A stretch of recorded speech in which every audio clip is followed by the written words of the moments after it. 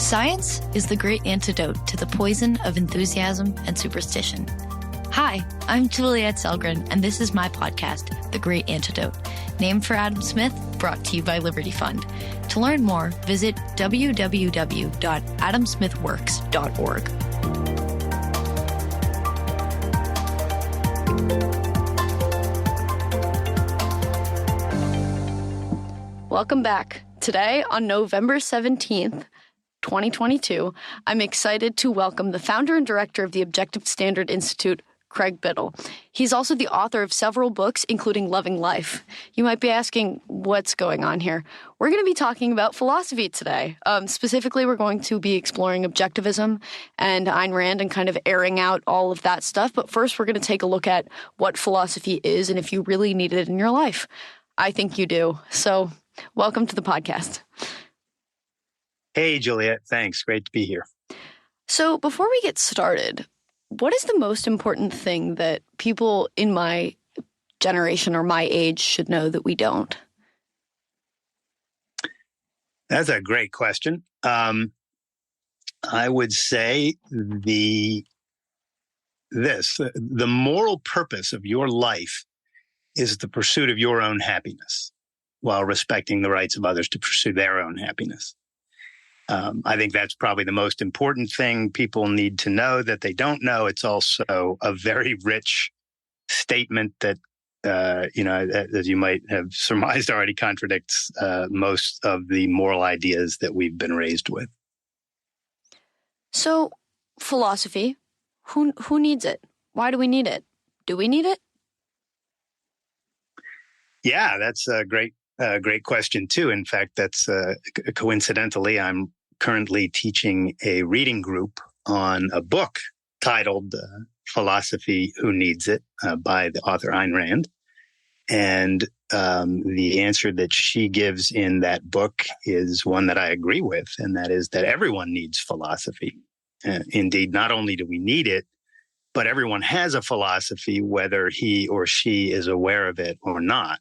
And this is because as conceptual beings, as beings who use abstractions, like all the words that I'm using now and all of the ideas that we use in our lives, we have to operate at the abstract level. We have to use words and concepts and statements and generalizations and principles in order to live. That's the kind of animal we are, right? Birds and snakes and rabbits and the like don't have that need because they don't have a conceptual faculty. But we do. We have this thing called reason. And if we're going to live fully as human beings, we need to use that faculty. And so we have to think in terms of what is fundamentally true about the universe? What is fundamentally the nature of this place where we live? Are things what they are, or can they be changed by a wish or a whim? Are miracles possible, or does natural law hold such that things can't act in contradiction to their nature, right? A rose can bloom and it can wilt, but can a rose speak? That would be a miracle, right? So we have to have some idea about the nature of the place in which we live, or we can't live successfully in that place. If you think that miracles can happen all the time, then you're going to wind up schizophrenic, because you're going to be like, oh my God, what could happen next? Who knows? Maybe the rose is going to speak. Maybe that car is going to turn into a turtle, et cetera, et cetera. You would be a crazy person if you thought that. So your fundamental view of the world is really important. And that's a branch of philosophy called metaphysics. It's what you think the fundamental nature of the universe is. And then there are four other major branches of philosophy. One is about what is our means of knowledge. That's called epistemology. And that gets into the question of, how do we know what's true? How do we validate our knowledge? Do we go by consensus? Do we go by faith? Do we go by feelings? Do we go by reason? Some mixture of all of these, right? That is the question that really underlies and gives rise to our answers to everything in our lives, because how we know what we know, or how we validate the ideas in our minds, is really fundamentally important, and you can't get away from this. So if you don't focus on philosophy and make your own, first-handed rational decisions about what you think makes sense, what you think is our means of knowledge, what you think is the fundamental nature of the universe, then you're going to pick those ideas up from society, sort of through social osmosis. And if you do that, then you have a philosophy that you're not even in control of, that you don't know whether it's true. You just adopted it secondhand from other people. And then likewise, when we get to morality, which is another branch of philosophy, morality asks the question, in effect, how should we act? What's good? What's bad? What should what should we do and what shouldn't we do? And here again, you can't get through the day without answering those kinds of questions in your mind. In fact, every day we wake up and in some form or another, we ask ourselves, what should I do today? Well, that word should is a moral term. It's like, what's the right thing to do? And so you can't get away from having a philosophy. The only choice that you have in this regard, as Ayn Rand put it, is whether you will do due diligence and think about philosophic ideas and come to rational conclusions, or whether you'll have a junk heap of ideas that just accumulate in your head and that lead you sort of aimlessly through life. So if I want to start discovering my philosophy or thinking about it or, coming to it on my own instead of this social osmosis, where does one start? Great question. Well, Rand gives some really great ideas on this count as well. So let me really recommend that anyone listening who's interested in philosophy read Ayn Rand's book, Philosophy Who Needs It. It's just a fabulous book of essays that gets into all sorts of different angles on this. And in the first essay there, which is titled Philosophy Who Needs It, so it's the same as the title of the book, she points out that there are basically three questions that philosophy aims to answer. And those are, where am I? Which doesn't mean, am I in New York or Virginia? It means, what is the nature of this universe? What's the nature of the place in which we are trying to do this thing called life? So what's the nature of this place? Where am I? How do I know it? How do I know what's true? How do I know, what things are and how I can use them to achieve the goals that I want to achieve and so on? So what's my means of knowledge? And then what should I do? So that corresponds to the three branches I just mentioned. There's the metaphysics, the nature of the universe, the epistemology, how do I know what's true, and ethics, what should I do? So the starting point for anyone who wants to get into philosophy is to take these questions seriously. And to take these questions seriously means that you're going to look at the alternatives that are offered not only by other people, but alternatives that you might think of on your own. And that's what the study of philosophy does. So you could, in reading Ayn Rand's book, Philosophy Who Needs It, she is going to sort of guide you through a way of thinking about this that is very critical. So she says, look, if you want to take philosophy seriously, you have to take words and concepts and what people say seriously.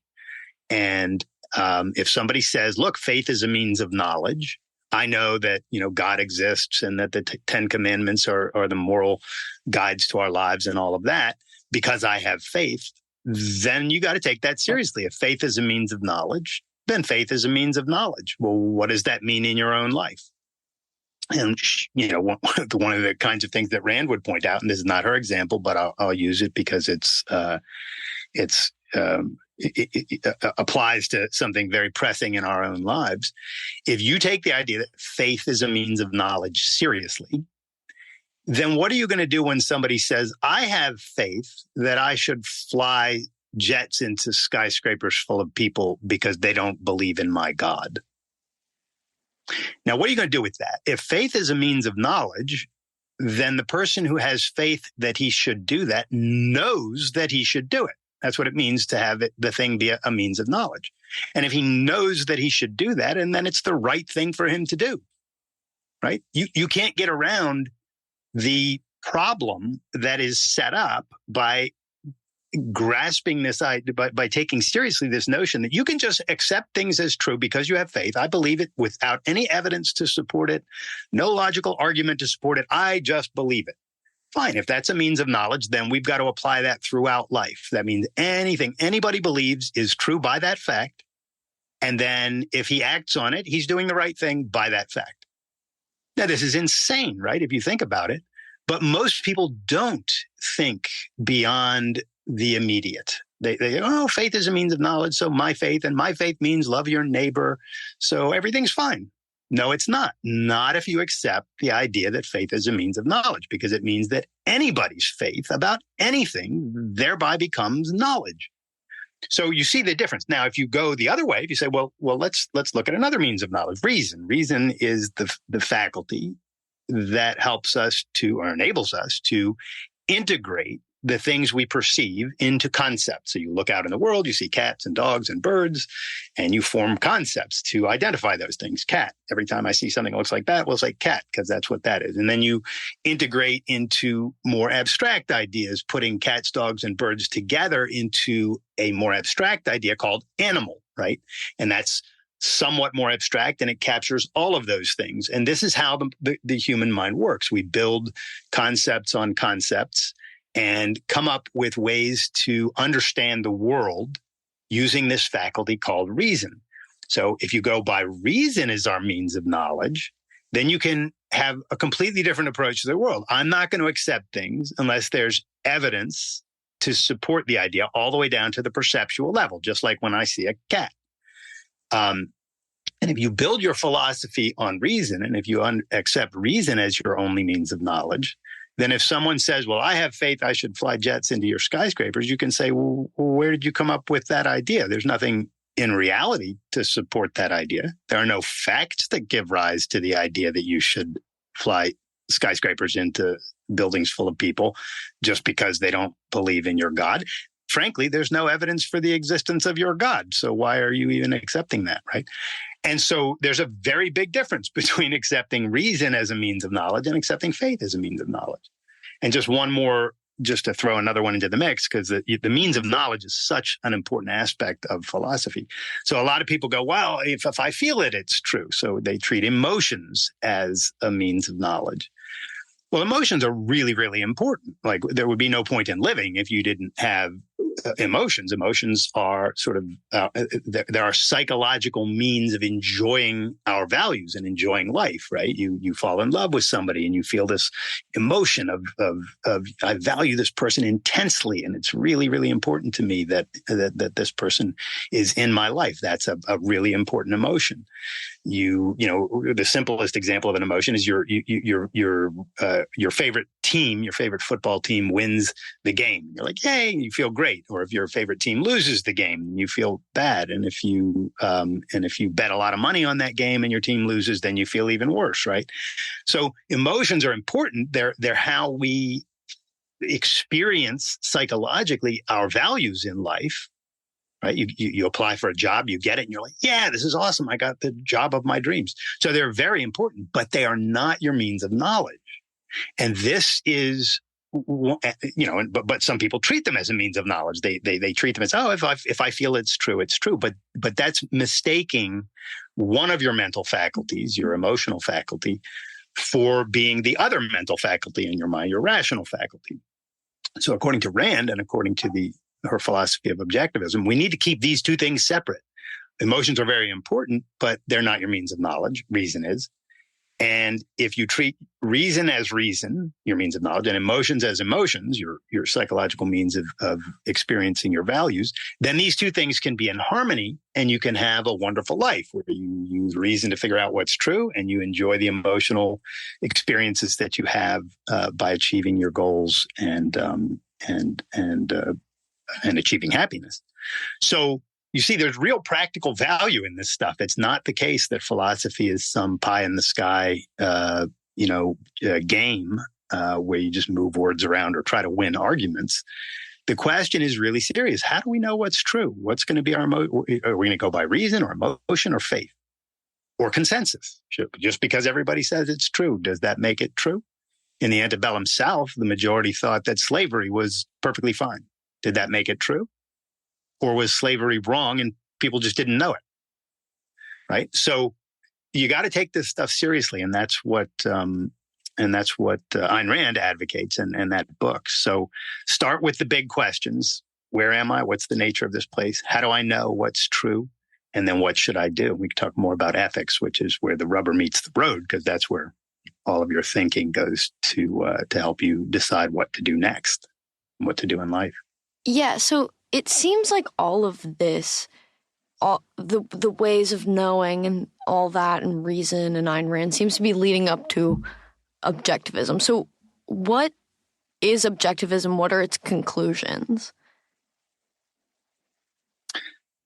Yeah, so objectivism is Ayn Rand's philosophy. It's her whole systematic, worked out answer to the big questions that I've been talking about. And I'll give you just a very, very short indication of where she stands in all of the branches of philosophy. But this is such a rich subject that you can't do much in a few minutes. But I'll give the bare minimum.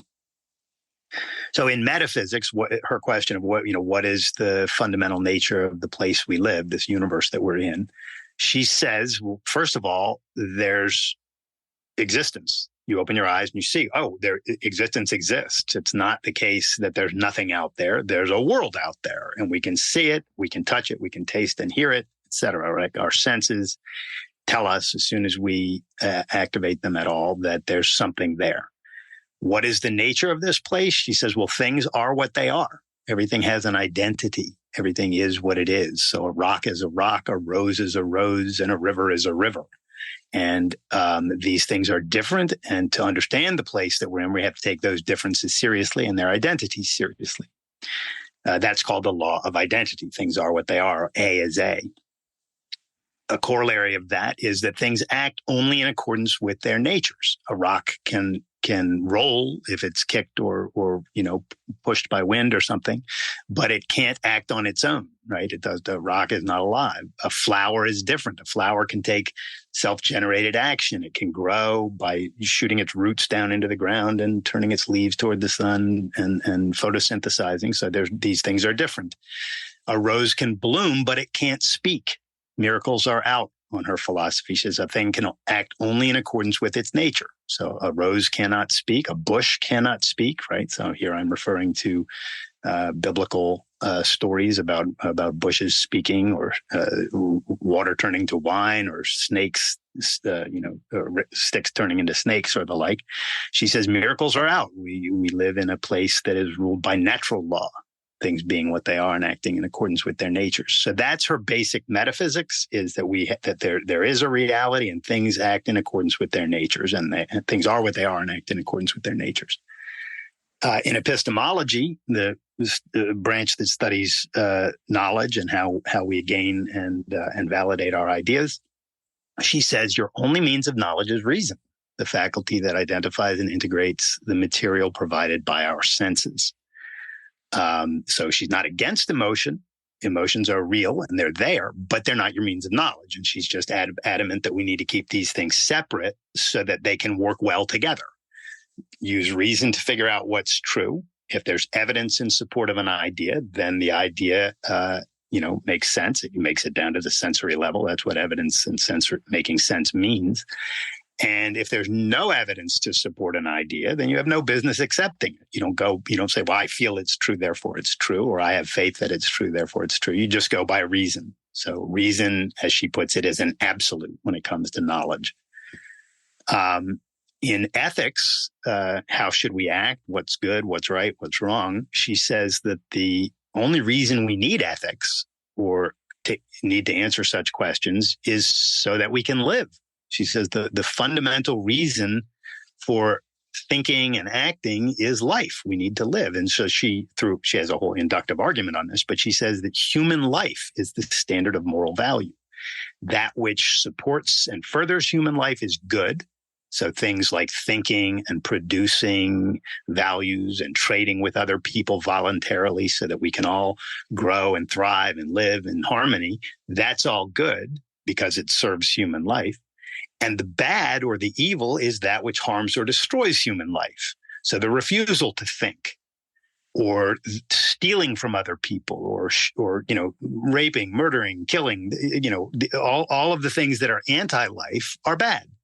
So she's got a black and white ethic. She says if it's good for human life, then it's good. If it's bad for human life, it's bad, because human life is the standard of value. This gets very complicated because human life is super rich. We're these complex beings of mind and body, and we have both our rational faculty and our emotional faculty, and we live for decades. So things are very complicated, and we've got to deal with other people, and we all have free will, so we make decisions and have different values. But she says as long as you use reason in all of these areas and to answer these questions, you can navigate this difficult thing we call human life by simply asking the question, well, what serves human life and what doesn't? And then you codify the answers to those questions into values and virtues. And the values and virtues in her ethics are: reason is your fundamental because it's your means of knowledge. So that's your fundamental value. You need purposes in life. You've got to have goals and aims in life, because otherwise you don't know what to do. So you've got to choose things like a career and hobbies that will fill your life with joy and things like that, and go after them so that those are your purposes. And then she says you need self-esteem. You have to have this conviction that you're capable of dealing with the world and worthy of success in the world. And those are really important aspects of human life. So she regards those as the cardinal values, as she puts it. And then the actions that you need to take, she says, are the virtues, the actions that serve human life. So be productive, produce values, because you have to produce in order to live. Trade with other people voluntarily. Don't steal things from people, because that violates their rights and is bad for you because it makes you a parasite. Instead, be productive and trade with other people. And then you have a win-win situation with others, and you can have a wonderful life. Judge people rationally. By the actual facts. So if somebody is dishonest repeatedly, and you see that, you say, "Oh, I'm not going to be friends with you anymore because dishonesty is bad," and so on. She's got a very straightforward, in a sense, approach to ethics, which is take ideas seriously, take the requirements of human life seriously, and then use these ideas so that you can live well, love life, and engage beautifully with other people. So that's her ethics, and there's a whole lot more to that. But I want to move on just briefly to her politics and her aesthetics, which aesthetics is the branch about art. So politically, Rand says, because it's true that the right way to live is to pursue your values and respect the rights of other people to pursue their values, so that we can all live wonderful lives, we need a political system that outlaws the one thing that can stop people from acting rationally and pursuing their values. And that one thing is physical force. So at the political level, she says we need to outlaw physical force against human beings. You can't use force against others because it stops them from living as human beings. So the government says none of that. And if anybody does use physical force, then the government does the one thing that governments are supposed to do, and that is stop people from doing that. So the government will use retaliatory force against those who initiate force against people. And she says this is the only proper function of government, is to do that. And it's it's absolutely essential that we have a government to do that. Otherwise, you've just got war of each against all. With the bad people out there will attack the good, and then the good will have to drop the effort to produce and trade and deal with the bad people. We don't want to have to do that. So instead you have a government that just outlaws force. And then finally, in the branch of philosophy that's concerned with art, it's called aesthetics. Rand was herself an artist. She was a novelist, so she has a lot to say about this. But the essence of her view is that art is a real requirement of human life. It's a spiritual requirement because it helps us to refuel our souls and to become richer and deeper thinkers and feelers about this wonderful thing called life. And so in really good art, we have heroes who show us what it means to live with passion about your values. And we then have contrast. You have bad guys in I'm talking about art that's at least involving storytelling. There are bad guys and good guys, and good art shows people's lives being driven by the choices that they make, rather than just having things happen to them randomly. And she differentiates here between what's called naturalism, which is art that just has people sort of passively existing and having things happen to them, and what is called romantic art or romanticism, which is art driven by people's choices and values. So people going after things that they think are really important, or defending things that they think are really important. And she thinks that this distinction in art is crucial, and that one of them is superior to the other, that romantic art, because it's driven by human choices and values, is superior to naturalistic art. And she thinks that art is just crucial. And we can all feel that on some level. Like, why do we listen to music that we love? Why do we watch movies and read books that fuel our souls? Why do we go look at paintings and sculptures in museums? Right? Because we get something really important out of doing these things. We get this spiritual fuel for our souls, and Rand recognizes that and makes a big deal of it as well.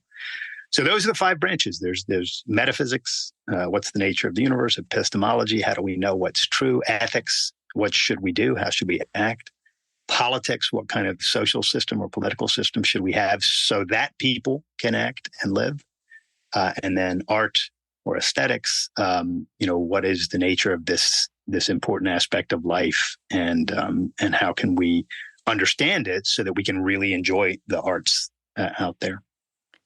So that's the essence of philosophy, according to the objectivist view. So a polity that respects property rights and allows individuals to thrive in their own, as long as my right to do what I want ends at your face, essentially.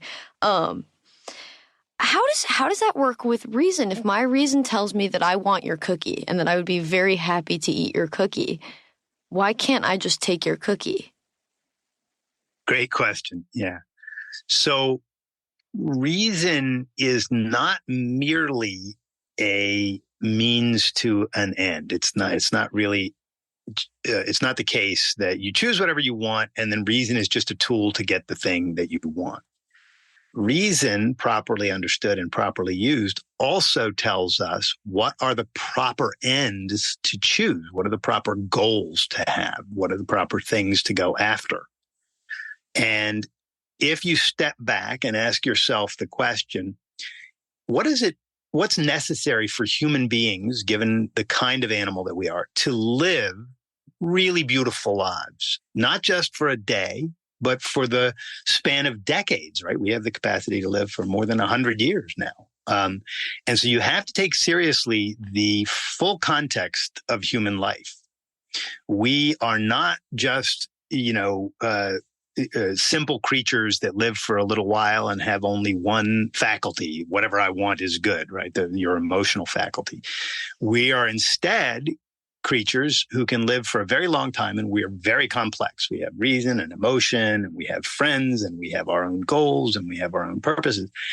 And stealing cookies from people, as you probably know on some level, right? I mean, your question is perfectly good, but at the same time, everybody knows that stealing cookies from people is not a good way to live your life. Now, people don't fully understand why it isn't, but on some level, you realize, well, what happens when you steal a cookie from someone? A couple things happen right away. You can tell, first of all, you've done something to this other person, but that's not even the fundamental, that you've harmed another person. You've really harmed yourself, because you made yourself you've chosen not to live as the kind of being that you are. The kind of being that you are is a being that needs to be productive in order to live. That's what the rational faculty does for human beings. It enables us to look at the world and say, hey, how can I be productive? How can I produce values and live in a way that not only brings me those physical values, say a cookie, but also helps me to have self-esteem and to love myself and to feel energized and feel the ability to live successfully in every other aspect of human life, right? So you've got to take seriously this business that we are a complex being. We're not just this monstrous little animal that just steals things and gobbles them up and then one day dies. We are instead an animal that can live beautifully with enormous depth of character and love of self and love of life. But to achieve that kind of life, you have to be thoughtful. So thinking, that's your fundamental virtue, reason or rationality, Rand calls it. You have to be productive. That's another virtue. You have to produce values rather than live parasitically on others. If you live parasitically on others, you're going to feel like a parasite. Why? Because you are being a parasite. That's what it means to you're going to feel like what you are. And so Rand basically says in brief, she says, to live as a human being and to enjoy all of the things that human life carries with it as potential, you have to take seriously the kind of animal that you are and then live in that capacity. So reason does not just say, go get whatever you want by using this tool called reason. It says instead, think about the full context of human life, choose values that are appropriate to the kind of being that you are, and then you use this same faculty to go after those things. And if you do that, you don't come to conclusions like, oh, I'll just steal whatever I want and that'll be it. You realize that stealing things from other people doesn't lead to a good life. It leads to, it leads to feeling like a parasite. It leads to having very low self-esteem because you don't feel like you're capable of dealing with the reality on your own. You feel like, oh, I'm dependent on other people because I've got to steal stuff from them. I'm not a creator. I'm not a producer. And you ultimately don't live a happy life because you feel rotten about yourself and you can't make good friends and you might get thrown in jail and so on and so forth. So great question. And the business of taking reason seriously consists in seeing it both as the means to choosing proper ends with the full context of your knowledge and as the means to pursuing those ends by understanding cause and effect and what you've got to do to get what genuinely will serve your life. Well, so I guess you kind of touched on the idea that we kind of have an instinct to not steal or that stealing is bad. And I was kind of born with this instinct that freedom is good. I've always been a very independent being. Some people aren't. Some people are more inclined to give to charity, just instinctually. So how do we reconcile instincts and things that we feel in like our gut, maybe by our nature? We were just born and that's our evolutionary instinct, maybe. How do we reconcile that with reason? Another great question. First, I wouldn't use the word instinct. I don't think we are born with instincts about what's right and wrong, or an instinct that stealing is wrong. I didn't mean to imply that if I said anything that did. So let me focus on that, and then I'll talk about charity as well. So if you think of a 2-year-old in a sandbox with a truck, and another 2-year-old comes along and grabs the truck and runs away with it, right? What's going on there? So the one 2-year-old stole this truck from another. Does the 2-year-old who had his truck stolen feel bad because he has some innate knowledge or an instinct that stealing is bad? Or does he feel bad because he knows that this truck was his because his parents gave it to him? So he's, or because, because his parents gave it to him, we'll keep it simple. And somebody else took what belonged to him and he feels, oh my God, I just, lost this thing that was really important to me. And therefore I'm upset about it. well, that's what happens. And he doesn't think to himself, this is an act of injustice or theft is wrong. He doesn't even have concepts for these ideas yet. What he has is the law of causality and the law of identity before him. Things are what they are. This truck is a truck. I'm me. My parents gave this to me. They didn't give it to somebody else. This is the simple language going on in his head. And somebody running off with the truck violates these truths that this truck belongs to him.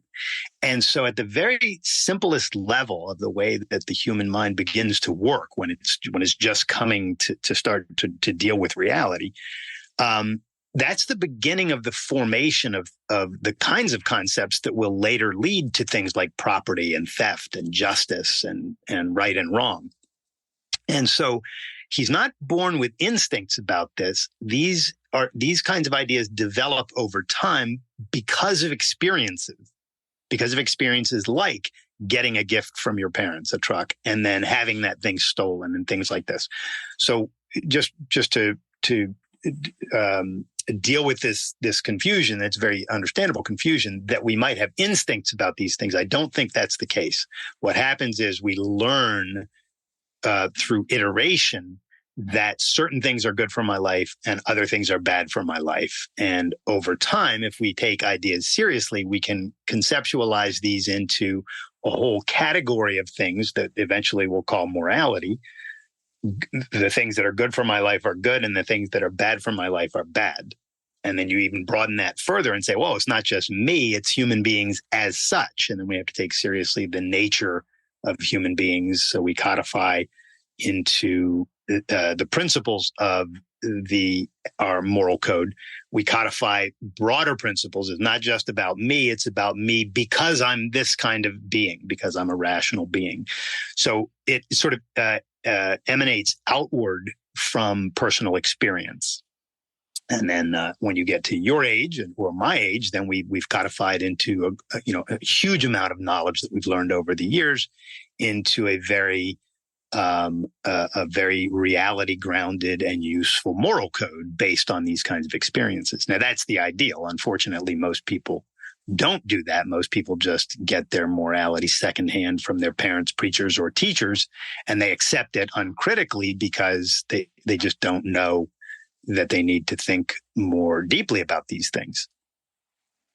Now, as for charity, you mentioned, well, some people feel like, they should give to charity. Charity is an interesting thing because although Rand held, and I agree with her, that it is not itself a virtue, giving money or time to others, without anything in return, is not something that is a necessary aspect of human life. Like the whole business in the objectivist view of figuring out what's true in ethics is what's required for human life, what's necessary for human beings to live and flourish given the kind of animal that we are. Well, it's not the case that in order to live and flourish, I need to give stuff away for free. But, and here's the big but, it is the case that my values are not only material. So it's not only food, clothing, shelter, money, and, summer homes that can serve human life. It's also, as I mentioned earlier, Rand's 3 cardinal values, reason, purpose, and self-esteem. If you think about it, all of those are spiritual values. They pertain to consciousness. That's what spiritual means in the objectivist view. They're values of the mind, reason, this faculty of thinking, purpose, my long-term goals, self-esteem, my conviction that I'm able to deal with reality and worthy of success. These are spiritual values. And another spiritual value that's very important, and it goes in 2 directions, is integrity, right? So integrity is acting in accordance with your actual life-serving values, your actual rational values. And this is where I think charity properly comes in. If you value something deeply, like a really good school that you went to and you look back on it and you're like, wow, that school really helped me out. And now I'm successful in life and I make a lot of money and I can afford to help support that school. So I'm going to give charity money to that school. Or in my case, I'll give you a real life example. I had a really dear friend who worked for me for a while die of leukemia when he was just 22 years old. And so my wife, Sarah, and I give regularly to St. Luke's Children's Hospital because we despise with every fiber of our being this horrible thing called leukemia. And we don't want children to have to suffer and die from this wretched disease. So we give money to that charity on a regular basis. Now, this money is going to people that we never even know or see, and we don't even hear about them. We just know that our money is going to go to help those young people. Well, why do we do this? This for us is an act of integrity. Here's the deal. So we are successful. We have enough money that we can give to charities like this. We've earned enough money that we're comfortable and we can give to these kinds of things. And something that is really, really important to us is kicking the shit out of this horrible thing called leukemia. So we want to participate in doing away with this wretched thing. And so because it's so important to us and because we have the means to do it, it's an act of integrity. It's an act of being true to our own values that we support this effort. And so this is the best way to think about charity. If something is really important to you, and if you can afford it, whether it's a school or a cause or whatever, and if you can afford, without it harming your life, if you can afford to support that thing, then you jolly well should do it. It's right there in the math. You've decided it's important to you. You can afford to support this cause, so you should do it. It's important to you. However, if somebody says, "Well, you should give to causes that you don't care about," that's the kind of charity I want you to do. Well, why on earth would you do that? There's no, why would I give to? First of all, there are certain causes out there that I don't even think are good causes, and there are lots of them.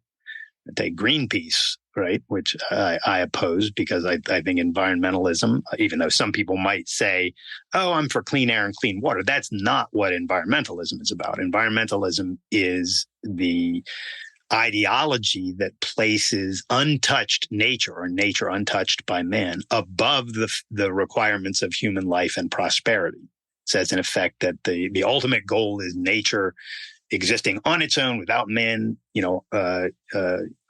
exploiting it or using it in any way. And I would no more want to give money to that charity. I regard that charity as completely anti-human life, and it's a wretched charity. So my integrity would hold me away from ever giving money to that charity. So that's the best way, I think, to think about charity is to think in terms of your own values, what's important to you, and what you get for charity is a feeling. And this is, feelings are important things. You get a feeling of, oh, I'm supporting this thing that's really important to me and it makes me feel good.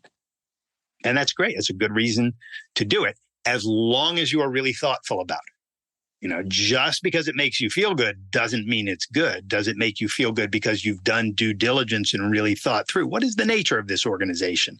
What are they doing? Is it consistent with my values, or is it undermining or contradicting my values? So all of those questions have to come into play. But if they do, charity is a beautiful thing. I like that. So before we wrap up, I want to we've been exploring a lot of places where people contradict objectivism, or people see contradictions or think that there are contradictions in objectivism. But what are the main objections to objectivism, and can you kind of respond to them for us? Yeah, it's an interesting thing that you really never find anyone out there who takes the principles of objectivism straight and then criticizes its actual principles. Usually what happens is people who want to attack objectivism build a straw man of some sort. They go, Rand hated the poor and loved rich people and thought that we should just support rich people and forget about the poor, or something like that.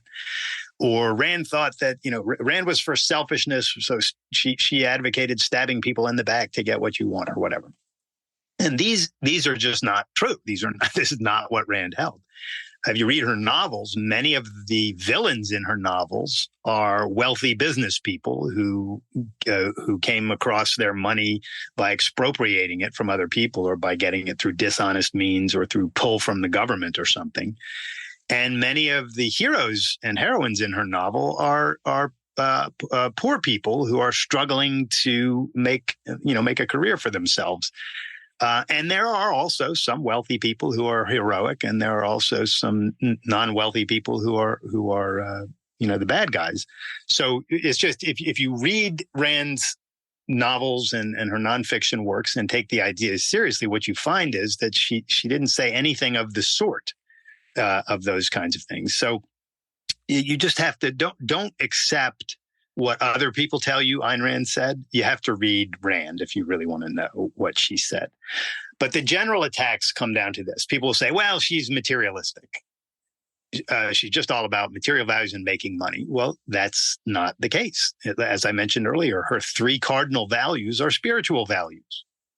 She holds reason, purpose, and self-esteem as fundamentally important to human life. She regards relationships, romantic relationships, as extremely important. That is not a material value. It's a spiritual value that involves material elements. Sex is both material and spiritual, right? Something we do. There's a physical aspect and there's a hugely important emotional aspect. And she regarded art as supremely important in human life. We really need to enjoy art and understand it and bring it into our lives. Well, that's hardly material. So, she was not a materialist in that sense, nor was she a materialist in the fundamental philosophic sense. In metaphysics, in philosophy, there's this idea called materialism, which holds that only matter exists. There's no such thing as consciousness or mind or free will. And Rand opposed that also. She was not a materialist in that sense. She recognized that there's both matter and mind. There are physical objects and there's psychological elements of human life. So she wasn't a materialist in that sense either. So that's one of the kinds of things. Then people will say, another thing they'll say about her is she said reason is supreme and therefore emotions don't matter. Again, nothing of the sort. Rand said reason is our means of knowledge, and it's our only means of knowledge. And so don't pretend that emotions are your means of knowledge, because they're not, and that will just get you into trouble. Instead, recognize the importance of emotions as what they are, which is your psychological means of experiencing your values. And so one of the beautiful things about Rand's philosophy, she makes these really important distinctions like reason and emotion. And what are these things and what's their proper relationship to each other? And then when people want to criticize Rand, they'll typically ignore some aspect of that and go, oh, she was against emotions. But she wasn't. She just regarded emotions as something different and fundamentally and importantly different than reason. And then they'll say, well, she was against religion, and religion is where morality really comes from. So she was against morality. Well, she was against religion because religion holds that faith is a means of knowledge. And the idea that faith is a means of knowledge is the most dangerous idea in the history of the world, if you think about it. As I mentioned earlier, as soon as you accept the idea that faith is a means of knowledge, literally anything goes. There's the old saying, if there is no God, anything goes. Yeah, that was Dostoevsky. Yeah, exactly. It comes from Dostoevsky. It doesn't come from him, but it's one of his characters states something to that effect. If there's no God, all things are permissible, I think is the exact line there. But that is not true. And what is true is this. I like to rephrase that this way. If faith is a means of knowledge, anything goes. Now, that is true. Because if faith is a means of knowledge, all you have to do is say, I have faith that this is the way I should act, and then you should act that way. Bam. And so this is why Rand was adamantly against religion, because religion holds this nonsensical idea, literally nonsensical idea, meaning that there's no sensory grounding for this idea. Holds the nonsensical idea that faith is a means of knowledge. And that has led to all manner of mayhem and murder and chaos in human life. So yeah, she's against religion, but that doesn't mean she's against morality. It means she's for morality. It means she's for using reason to figure out what are the requirements of human life so that we can live beautiful lives in harmony rather than be at war with each other because one person says, my God's more important than yours, and I don't care what you have faith in because my faith says this.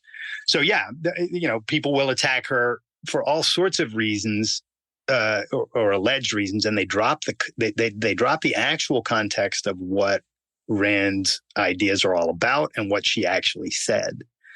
So my biggest advice to people is, if you want to understand Rand's ideas, read her books. The most important are her fiction books, because they really bring life to the ideas in these characters. So there's We the Living, The Fountainhead, Atlas Shrugged, and then she's got a little novelette called Anthem.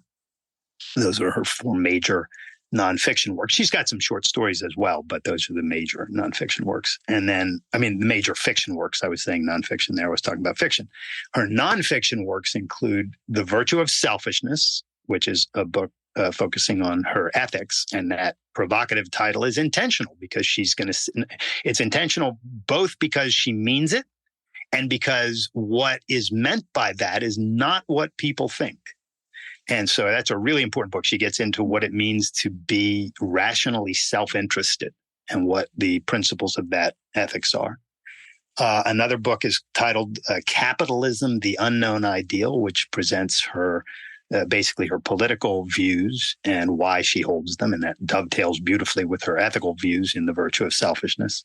And that's basically the Capitalism, the Unknown Ideal is basically all about the idea that we need a social system that bans physical force from social relationships so that we can live beautiful lives in harmony with each other.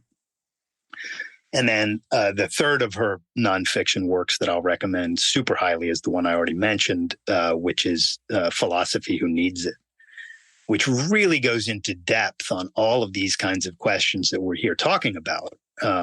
Why is philosophy important? What are the various alternatives in philosophy? Which ones make sense and which ones don't? So I recommend those books.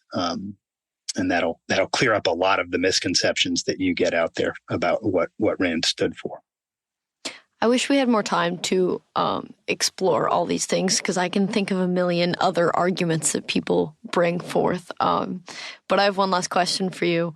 What is one thing that you believed at one time in your life that you later changed your position on, and why? Another great question. So I think the biggest, most important thing I ever changed my mind on was I was raised, as most people are, to believe that being moral consists in self-sacrificially serving others. That's what altruism is. Altruism means otherism. Alter is Latin for other, so it literally means live for others. And I was raised with that idea. It's prevalent out there in the culture. It's most people's parents raised them with that idea. Certainly, if you went to church, you were raised with that idea, church or synagogue. And so I believed that for certainly all of my childhood and into the beginning of my adult life. And when I read Rand's works, I came to realize that there is no evidence to support that idea whatsoever. There's not a shred. There are no facts of reality that give rise to the idea that we should self-sacrificially serve other people. Now, there are all sorts of facts that give rise to the idea that we should produce values and trade with other people so that we can get, so that we can have wonderful things in life, and that we can trade those with other people who want the things that we produce. There's all sorts of facts to support that.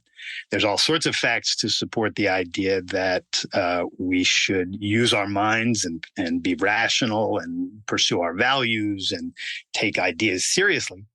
And that's what Rand's philosophy or morality of rational self-interest is all about. And what I came to realize is that there's no evidence to support the idea that we should sacrifice for others, but there's nothing but evidence out there that we should pursue our values so that we can live wonderful lives, and that we should respect the rights of others to do the same so that we can all live wonderful lives. So that's the thing I changed my mind on I was raised to think that altruism is true. And I later realized that it's not true, that it's literally baseless, and that what is true is rational egoism, the idea that everyone should use his or her mind to choose and pursue the values that will make his or her life wonderful and respect the rights of others to do the same.